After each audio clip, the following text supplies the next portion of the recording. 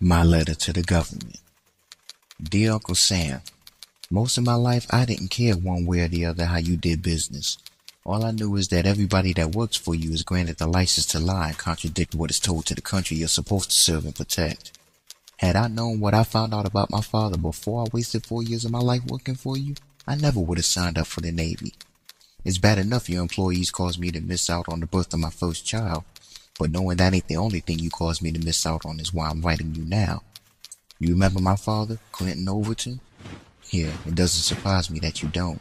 He was one of the many soldiers who survived the Vietnam conflict that your counterpart at the time had no business starting. Then to add insult to injury, you drafted my father and many others to go and fight for something that, from what I've been told, wasn't even worth it. No, I wasn't born or thought of when Vietnam went down, but that ain't the point. The point is, because of how you did him and the rest who survived, is the reason I had never had a relationship with him. Did you forget that those who were drafted were never put through basic training? Your people, for some reason, didn't think training of any kind was needed. All your people did was give them two choices: fight for us or go to jail. There were some who were strong-minded enough to face jail rather than fighting a war that didn't make sense to them. Others didn't want to go to jail and felt they didn't have much of a choice. Even the great Muhammad Ali, formerly known as Cassius Clay, didn't have any problems with Viet Cong, or rather Vietnam. So why should he fight for a country that disrespected him and his ancestors in the worst way possible? Once again, had I known then what I know now. Had I known that despite the very people you serve, you ignore their cries to stop the war. Despite the soldiers who survived and made it back home, they wasn't given their just due neither by you or the public. The public was too ignorant of the soldiers' well-being because of the fact that the war shouldn't have taken place to begin with. If I had known that you treated the very soldiers you forced to fight for you as lab rats and guinea pigs for Agent Orange, I never would have worked for you. It's bad enough they wasn't welcomed back into the country by the public, but after the war was over, you just tossed them back into society as if it was nothing. Never mind the fact that you snatched them from familiar to unfamiliar and hostile territory. Never mind the fact that all you gave them was an M16 and a backpack when you dropped them off. Never mind the fact that they had no way to cope with post-traumatic stress after seeing most of their platoon's body parts blown 50 feet away from stepping on a landmine. After all that, you tell them thanks for your service and leave it at that. But you didn't think about one factor in the grand scheme of things. You didn't think about the families that were affected by the loss of those soldiers, dead or alive.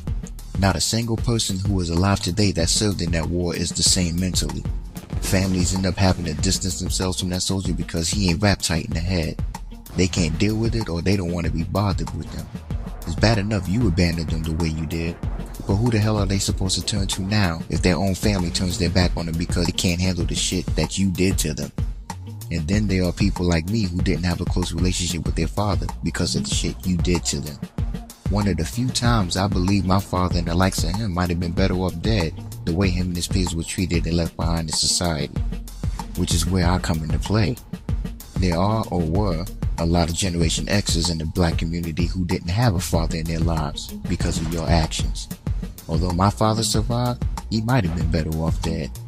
It's amazing he even knew or remembered who I was to him. My family told me he was working for you but got kicked out of the military because he didn't follow orders.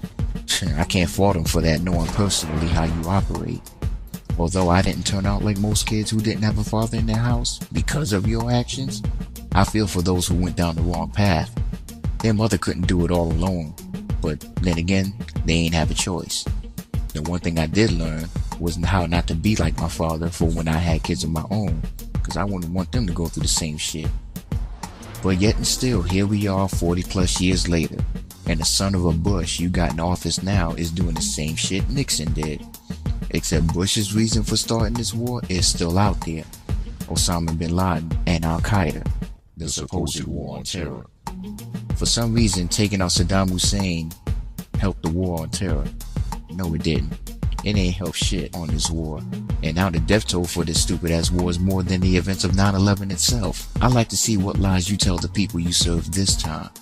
I already know how you treat people you call veterans. The Walter Reed Army Medical Center in your backyard already showed us that in 2007. That's the type of things you give to people that come back wounded doing your dirty work. And I have the unfortunate privilege of carrying around that label of veteran for doing your dirty work when Bill Clinton was in office. So fuck you very much. for showing me what it's like to be a veteran, so I can tell my kids not to work for you. Sincerely, Dymon-J, son of a dead Vietnam vet.